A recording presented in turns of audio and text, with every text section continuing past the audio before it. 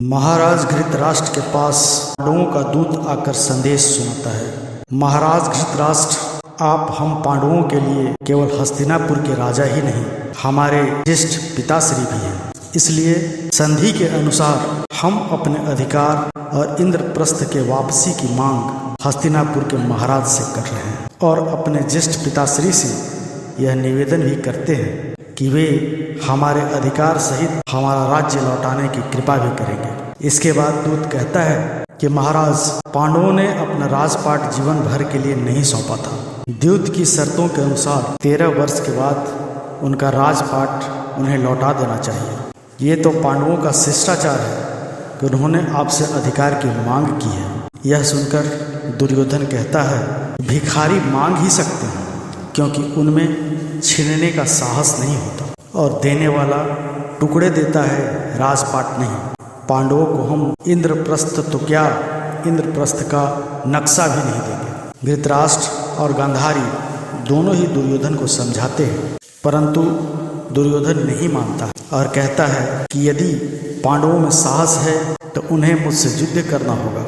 अब केवल युद्ध ही पांडवों को उनका राज्य लौटा सकता है। उधर जब पांडवों की सभा में दुर्योधन के संदेश की सूचना मिलती है तो अर्जुन अपनी तलवार निकालता है और निकाल कर कहता है, युद्ध युद्ध और युद्ध, अब केवल युद्ध ही होगा और कुछ नहीं। भीम भी भड़क जाता है, हाँ अब हम युद्ध करेंगे। दूत भेजकर हम अपना अपमान करा चुके हैं, अब कौरवों से हम एक एक अपमान का बदला लेंगे। इस तरह सभा में सभी अपने अपने विचार व्यक्त करते हैं और अंत में श्री कृष्ण कहते हैं, युद्ध से पहले हमें धर्म के अनुसार एक अंतिम उपाय करके देख लेना चाहिए। हमें शांति के लिए एक बार और शांति दूत भेजना चाहिए। सभी इसका विरोध करते हैं तो श्री कृष्ण समझाते हैं कि इतिहास में यह जाना जाएगा कि पांडव धर्म के मार्ग पर थे और उन्होंने अपनी ओर से शांति का हर प्रयास करके देख लिया था। श्री कृष्ण कई तरह से समझाते हैं, तब अंत में सभी श्री कृष्ण को ही दूत बनाकर भेजने पर सहमति देते हैं। फिर श्री कृष्ण शांति दूत बनकर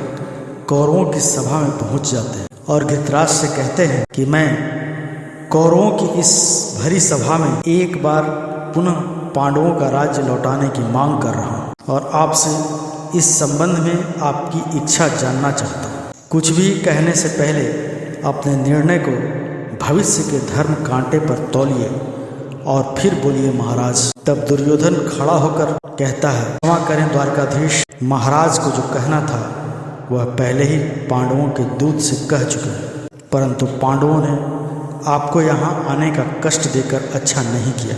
महाराज का उत्तर तो अब भी वही है जो पहले था, पांडवों को जुए में हारा हुआ राजपाट वापस नहीं मिलेगा। यह सुनकर श्री कृष्ण कहते हैं, यदि महाराज का यही उत्तर है तो यही उत्तर मैं महाराज के मुख से सुनना चाहता हूँ। तब धृतराष्ट्र कहते हैं, हे द्वारकाधीश, मैं एक पिता हूँ और पिता होने के नाते विवश हूँ। श्री कृष्ण कहते हैं, आप पांडवों के भी तो ज्येष्ठ पिता हैं, बताइए महाराज, मैं उन्हें आशीर्वाद में ले जाकर क्या कहूँ, क्या कह दूँ?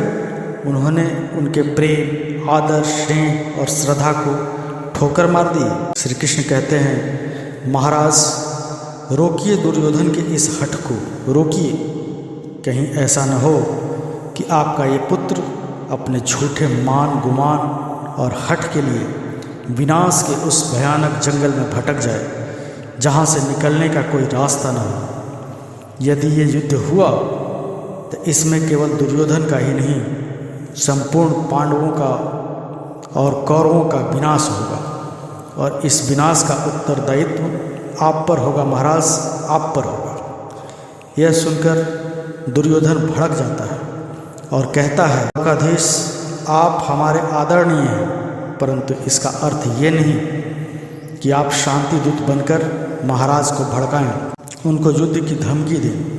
ये मैं कदापि बर्दाश्त नहीं कर सकता। आपकी भलाई और आदर इसी में है कि आप उन पांडवों की गुण गाथा का गान बंद करके चुपचाप बैठे रहिए। मैं किसी के प्रकोप से नहीं डरता क्योंकि दुर्योधन स्वयं एक प्रकोप है, प्रकोप। यह सुनकर श्री कृष्ण कहते हैं, ठीक कहा दुर्योधन तुमने, तुम एक प्रकोप और अब यही प्रकोप बिजली बनकर हस्तिनापुर पर गिरने वाला है। महाराज दुर्योधन के ये कटीले और विषैले शब्द एक अनावश्यक युद्ध को अनिवार्य कर रहे हैं। महाराज धर्मराज युधिष्ठिर ने अपने शांति संदेश में यह भी कहा था कि यदि महाराज अपने पुत्रों के हाथों लाचार होकर हमें हमारा राज्य नहीं लौटा सके तो उन्हें कौरवों की इस भारी सभा में लज्जित न कीजिएगा, उनकी व्यवस्था का प्रदर्शन न कीजिए। उनसे पांडवों के इंद्रप्रस्थ के बदले 5 पांडवों के लिए केवल 5 गांव ही मांग लीजिएगा, वो 5 गांव पाकर ही संतुष्ट हो जाए। यह सुनकर शकुनी खड़ा होकर कहता है, भांजे, श्री कृष्ण तो शांति की भाषा की जगह अब युद्ध की भाषा बोल रहे हैं। ये दूत की मर्यादाओं का उल्लंघन है। ये जीजाश्री को हमारे विरुद्ध भड़काकर हमें बंदी बनाना चाहते हैं। यह सुनकर दुर्योधन भड़क जाता है और अपनी तलवार निकालकर कहता है, अरे ये क्या मुझे बंदी बनाएगा, मैं ही इसे बंदी बनाऊंगा। सुनकर शकुनी भी अपनी तलवार निकाल लेता है। फिर दुर्योधन कर्ण से कहता है, कर्ण, बंदी बना लो इस पक्षपाती दूत को। श्री कृष्ण खड़े होकर कहते हैं, आओ आओ दुर्योधन, आओ कर्ण, मुझे बंदी बना लो। फिर जब सभी श्री कृष्ण की ओर कदम बढ़ाते हैं तो श्री कृष्ण के भीतर से बिजली निकलती है और वह विराट रूप धारण कर लेते हैं। वही अपनी तलवार छोड़कर पीछे भागकर खड़े हो जाते हैं। फिर वे अपने हाथ में चक्र धारण कर लेते हैं। तभी भीष्म, द्रोण, विदुर हाथ जोड़े खड़े हो जाते हैं। फिर श्री कृष्ण पुनः अपने रूप में आकर सात्विकी से कहते हैं, चलो सात्विकी। शांति का अंतिम प्रयास विफल होने के बाद कौरवों ने हस्तिनापुर में, पांडवों ने विराट नगर में युद्ध की तैयारियां शुरू कर दी। दुर्योधन बताता है कि मामा श्री, हमने छल से काम लेकर बहुत से राजाओं को अपने साथ कर लिया जो पांडवों का साथ देने वाले थे। अब हम पांडवों से कहीं अधिक शक्तिशाली हो गए हैं और अब हमारी विजय निश्चित है। यह सुनकर शकुनी कहता है, नहीं भांजे, अभी हमारी विजय निश्चित नहीं है। हमने बड़े बड़े राजा महाराजाओं को तो अपने पक्ष में कर लिया है, परंतु अब भी एक शक्तिशाली राजा शेष है जिसकी सेना पल भर में युद्ध का पासा पलट सकती है और हम जीती हुई बाजी हार सकते। तब दुर्योधन कहता है कि आप किस राजा की बात कर रहे हैं मामा श्री? तब शकुनी कहता है, मैं द्वारकाधीश श्री कृष्ण की बात कर रहा हूँ। इससे पहले कि अर्जुन वहाँ पहुँचे तुम्हें द्वारकाधीश से सहायता अवश्य मांग लेनी चाहिए। इसके बाद श्री कृष्ण के पास दुर्योधन पहले पहुँच जाता है।